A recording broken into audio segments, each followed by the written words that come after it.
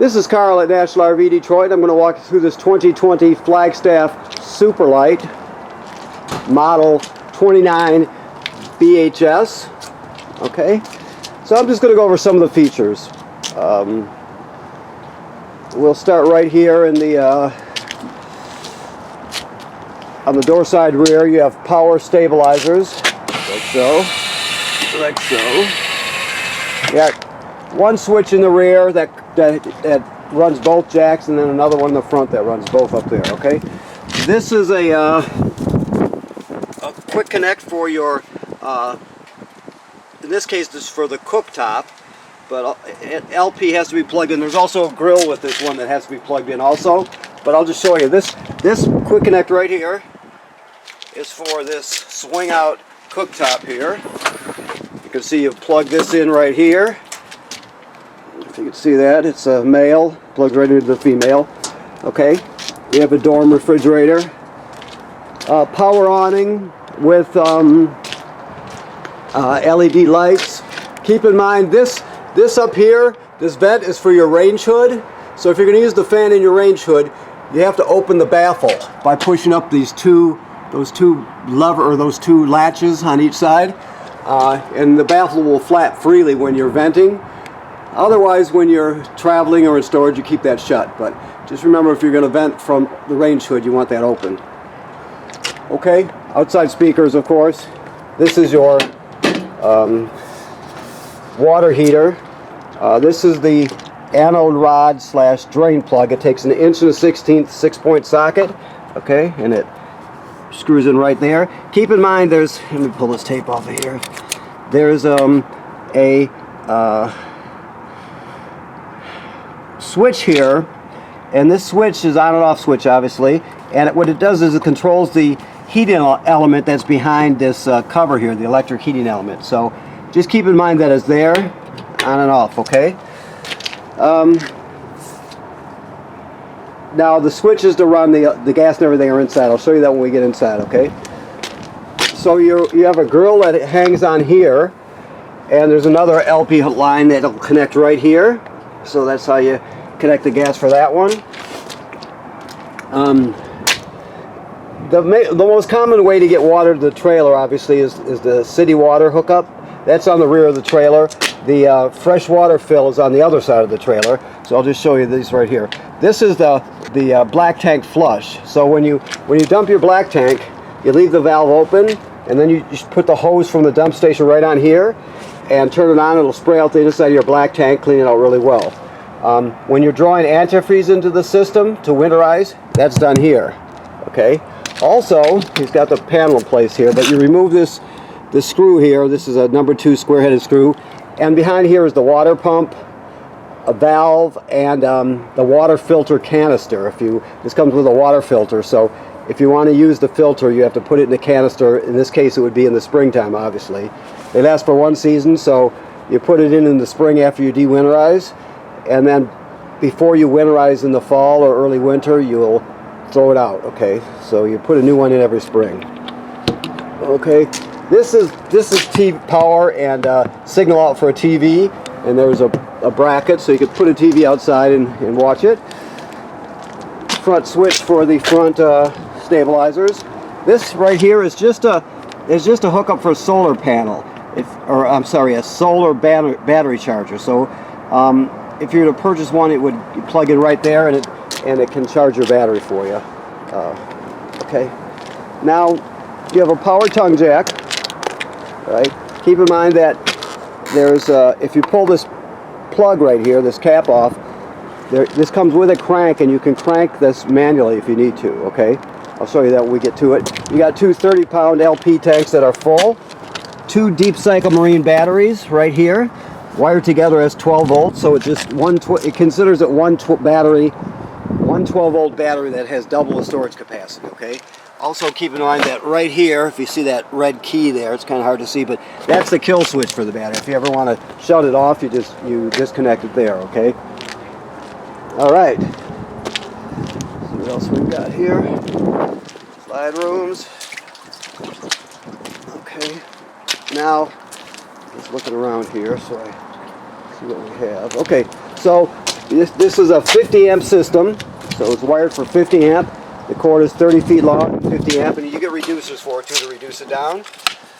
You see we've got power right there. This is the fresh water fill. Now I told you about the city water, which is on the back. If you go to a campground that does not have city water, no plumbing on the campsite, you can pre-fill the tank right here, the fresh water tank, and you can use the onboard pump to pump the water. So even if you don't have city water, you can use the trailer, all the plumbing, just as though you did have it, by pre-filling the tank and using the pump. It's cable and satellite through. This is a bike door or escape door. You have a ladder, which is a great thing because the manufacturer states that you should check the roof seals and the roof every 90 days. So someone needs to go up there, look at all the sealant, make sure there's no cracking or separation. Also, look at the roofing material and the vent covers, the skylight, things like that, to make sure it is not damaged by any low branches or road debris flipping up there, that sort of thing. If you see any issues with it, take care of it immediately, of course. This housing tells us it's pre-wired for a backup camera. This is just an outside shower. And this is your city water hookup right here. So, this is the most common way to get water to the trailer, obviously. Alright, so let's go inside the trailer. Okay. So, we're still in the prep stage of this, so. Okay. So, lights. This is the awning here, extend and retract, so you can see there you're extending it, retracting it. Never leave it out unattended if you're not going to be at the campsite. Roll it in, of course. These two here are the slide rooms. You can see that you've got a bedroom slide, and then you got a huge living area slide right here. Okay. What else have we got here? So this I told you about the switch on the outside for the electric heater, a water heater, right? There's also a second switch right here. So remember, there's one in the lower left-hand corner outside, and then you have this one here. To light it on gas, you do this. Always make sure there's water in the tank before you run it, or else you'll damage it. Your water pump that I told you about is right there. That's to pump water out of the fresh water tank and to winterize the trailer. And this also has tank heaters on it, so it has heating pads on the freshwater tank, gray tanks, and black tank.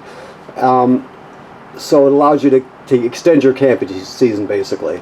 It heats them up a bit, so okay. Then here are your sensors here. So the battery is charged, fresh water is empty, black is empty, gray is empty. Oh, well, actually gray is must still be checking it here. So you can see that this goes up in 1/3 increments. Okay. So just remember that once you get past 2/3, you got to start thinking about dumping the gray and the black tank. All right, another thing on here is this, the Wi-Fi Ranger, right? The Wi-Fi Ranger is a signal booster. Now there is another function. You can actually pay to have cellular service through it. It would be a monthly bill through whoever you get your cellular service from.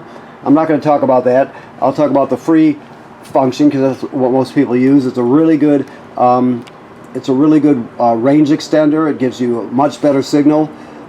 So when you have you and your family's phones or tablets, whatever, you're going to look in the Wi-Fi section for this here, Sky4 LTE 4157. That's your Wi-Fi Ranger, okay?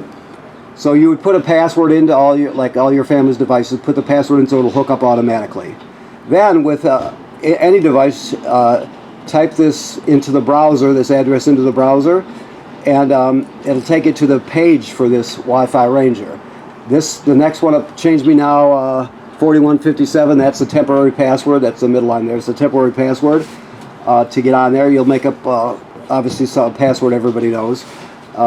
But you'll be able to see, once you do that, you'll be able to see everything the Wi-Fi Ranger sees. So you would pick out, let's say you're looking for campground Wi-Fi at Joe's Campground. So you look for Joe's Campground, and they may give you a passcode to a password to get into the system. So you would basically, once you find it at this address, you would select it, then put the password in, and you're using the router that's built into your range extender, plus the range extender, like I said, which is on the roof. So you get a really good signal. The bottom line, you get a really good signal. So I know I was talking fast there. So this is what it's called, Sky4 LTE 4157, the top line here. The bottom line is an address you would go to in a browser, and the middle line is the temporary password to C to log on to that page. Okay? Hopefully that all made sense to you. Alright, so this device down here is your, first of all, let me take this off here, is your power converter. So what the power converter does, it changes, it converts AC to DC power. So it takes 110 AC, regular household current, and then converts it to 12 volt DC. So you have regular circuit breakers like you'd see at home right here, and they're all labeled. It's 110 or 120 AC, whichever you prefer to call it. Then the rest of the power is converted to 12 volt DC. Over here you see got 12 volt fuses, and they're all labeled. Also, this will sense, as long as you're plugged in, it senses how much energy your batteries have or need. And if they're charged, it'll just trickle a couple amps up there. If they're low, it'll send 10 or whatever it needs to keep them charged. So it keeps your battery charged also when you're plugged in. Therefore, it's more of a tender than a charger. Okay, so that's important, obviously. And if any of these fuses were to blow, they'll actually light up, and you can see them glowing through this tinted plastic here. Okay. Alrighty. So the refrigerator is a gas absorption refrigerator, which means it runs on 110 AC or LP gas. All right. So first thing to know about this is to set the temperature, you use this device here, which is called a thermistor. The thermistor is actually a cylinder on the end of this wire here that's in this clip. It can come apart. Sometimes you push it up too high, it'll fall off. You just pull the clip off the fin, stick the thermistor back into its spot, and clip it back on. You see that this decal shows you that the higher you go with it, the cooler it gets. So basically you're going to have it up as high as you can get it, almost always. You know, if it starts getting cool outside, you'll have to back it down a bit, but generally speaking, you'll have it up all the way. Okay? Now, you turn it on right here, of course, like so. Basically what you want is auto, which means auto electricity. So you turn it on auto. Why it's called auto, it automatically seeks out electricity. If it can't find the electricity, it'll automatically light on gas. So, but 110 AC takes parameters, right? So the neat feature about this is if, let's say you're going away for the day, it's a hot day, you're leaving early in the morning, you're going to be gone all day. Soon after you leave the campground, the campground has a power outage and you lose AC power, for example. It'll sense that and it'll automatically light on gas so you don't spoil the food. So that's a good thing. You can also run it dedicated on gas if you wanted to down the road. But either way, if there's no AC power, it will light on gas. Okay. All right. So where are we? TV, obviously. Thing to know about the TV is the signal booster, which I'm gonna have to set this. Oh, here it is. See, you can see there's a green LED right there. Hopefully you can see that right there. You can turn it on and off, but you always want it on when you use the antenna. If you don't have this on, you won't get a good picture. So keep that in mind. This particular bracket locks into place here, which is a great thing. You don't have to strap it or anything. You got a sound bar here, and your radio / disc player here. So basically you can play CDs and DVDs right in here. AM FM radio, you have 3 speaker zones. 1 is this room, 2 is the bedroom, 3 is outside. So let's see here. You can stream off USB here. You can go into the system with this HDMI, that's an in. So if you wanted to have like a game machine to keep kids busy on a rainy weekend or something, you could plug it right into there and it'll go right through to the TV set. And then you plug it in down here, okay? It also has Bluetooth, so you can hook up wirelessly with your phone or your tablet. Like I mentioned, it plays discs, so and it has a radio and all the features that go with a radio. So, okay, it's more than adequate for camping. So your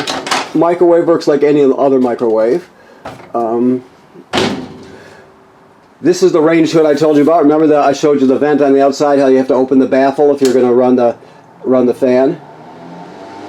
Okay, and there's a light there. I don't know if he's got the gas on here, so we'll find out, I guess. This range you spark to light it. So basically, you go to the light position and depress it like I did. You can see it lit. Okay. So you have 3 burners, 3 knobs, of course. The oven is a little different. This is the oven knob here. So what you're gonna down here is all the way at the back is a pilot light. I can spark it. You can see it trying to spark back there. Okay. So what you're gonna do to light it is you're gonna go to pilot, which is right there. Depress this and keep it depressed.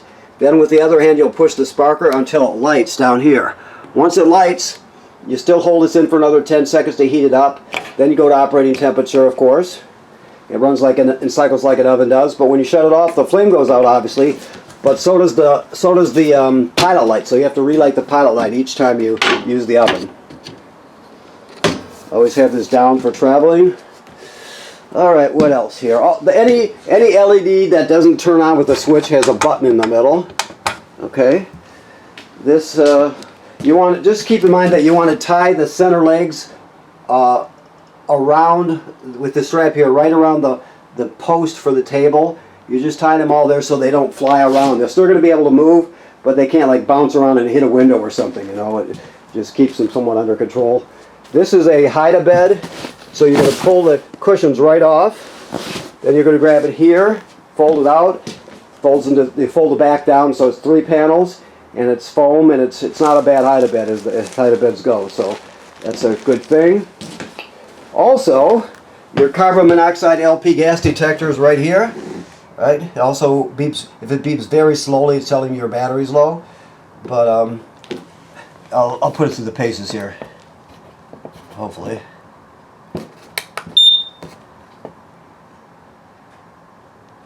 Uh-oh. It's been a while since I used this. I thought... let me see what I'm doing wrong here. There we go. So that was for LP, carbon dioxide coming up. There you go. And back to green. Now, like I said, if it beeps like that, but very slowly, it's telling you your battery's low. Alrighty. So your thermostat has 2 zones. This is zone 1 here. It's very simple. You just push the mode button and scroll through everything. There's gas, heat off, so on and so forth. System, you want to go to fan, which is the air conditioner running without the compressor, to cool, which is the obviously the air conditioner. So I'm just going to make sure I'm off here. Hold on a second.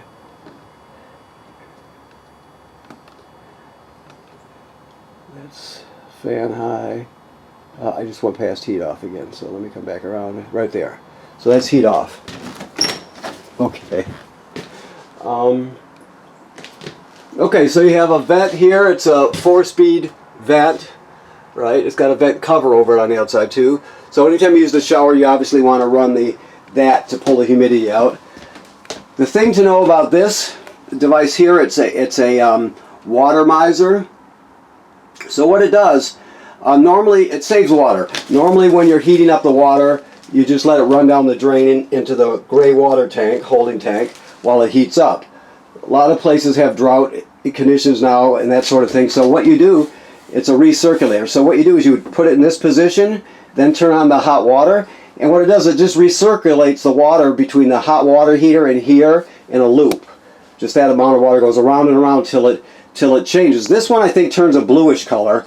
They've changed it recently, but this one changes blue, I think. You'll see a definite color change either way, and when that happens, you'll know the water's heated up, and then you would go to regular operating. So what it does, it saves water that you just send down the drain while you're heating it up, and also it saves space in your gray tank, which you'd be taking up space with water that didn't need to be there. It was just being heated up. So it's a water miser. Okay, this is the sticker for it. It's by AquaView. If you need to learn more about anything I'm telling you, just go to the website of the product, and they'll have videos on it. Okay. Okay. So the other thing, the toilet. If you don't know this about RV toilets, this is the flush lever right here. Right. There's residual pressure, that's antifreeze in it. but directly below is the black tank. So you can't use this dry, otherwise the smell would be terrible, right? So before you start using it, let's say you pull into the campground, you hook up your power and your water, then you put 1 dose of chemical in the bowl, whichever brand you use, read the directions, see what 1 dose is. Then you would step on this, water's going to come swirling around, and you'll stand on it till you put at least a gallon of water in there with the chemical. Some people use more, some people use less, but at least a gallon, okay? Once you've done that, you're ready to use it. Now, if you're going to stay at the campground, let's say you had to dump your black tank, but you're going to stay another week at the campground, you dump the black tank, but then you would repeat that procedure because you're staying chemical and water, okay? Also, when you flush it, it defaults to about right here with the water.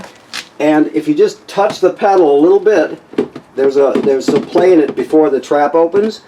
You can just touch it a little bit and just water will come out and start to fill the bowl. So you can fill it as full as you want to. Okay? All right. Moving on. Let me find a switch here. So, this is pre-wired for a second air conditioner. Okay, so this would be zone 2. This is telling us behind here are wires for a sensor, right? So if you had an air conditioner and you wanted it to be connected to that thermostat, you would put a sensor here also. This is wired. That's what that sticker I'm sure is telling you. This is wired so the air conditioner fits right in here. You just remove the vent, the air conditioner goes in, the wiring is already done and that sort of thing. Now if you got the kind with a, there's a ceiling assembly basically that goes on here. So if you got the kind that had its own controls on the ceiling assembly, you would not have to use a sensor, right? Because it would be independent. So what I'm saying is you can use both different kinds. If you wanted to include it into the system with sensor and everything, you can do that. Or if you just wanted to put one in that has controls right on it, you can do that also, okay? Alright, so charging port, of course. You got some storage underneath here. This is a bedroom slide out here. This is your grill here. It hangs on this rail right here, and the ends of the rail slide right through here. So it goes on the side of the trailer. And this is your hose to hook up to that quick connect that I showed you before, okay? Alright, so I don't know where you put the rest of the stuff, if it's in here or outside or what, but I'll look. Alright. So this sheet here is a cheat sheet for the radio. Gives you all the most common questions. You have radio and TV remotes. Okay. Let me just look here because I didn't do this beforehand. So he's got everything. Aha! Run out of places to look here.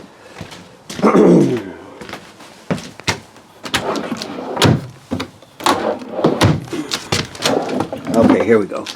So, this is your water filter if you choose to use it. Like I said outside, if you use it, you have to change it every season.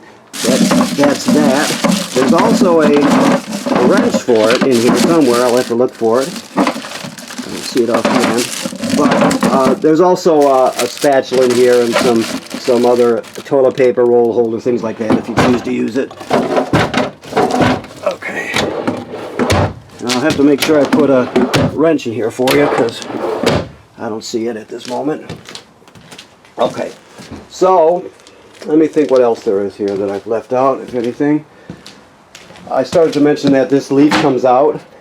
You can extend it out. There's also a countertop extender that folds up there. Give you more room. Oh, this is what I forgot here. Okay. So your bunk room. This folds up and out of the way, the top one. You can keep that as a couch or convert it to a bed. So there's 2 beds on this side plus a third one over here. This is just telling us there's a backer here. Actually, it's right there, so you could put a TV bracket there and hookups. Okay. And you have a vent also, which is a good thing. Alright, so that should do it then.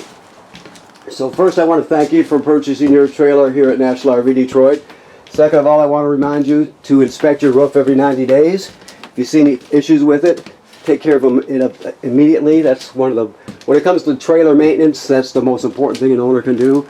The next thing is obviously keeping it winterized and de-winterized. Right now it's winterized, right? There's antifreeze in the system, it's ready for the winter. So keep that in mind also. Okay, thank you very much.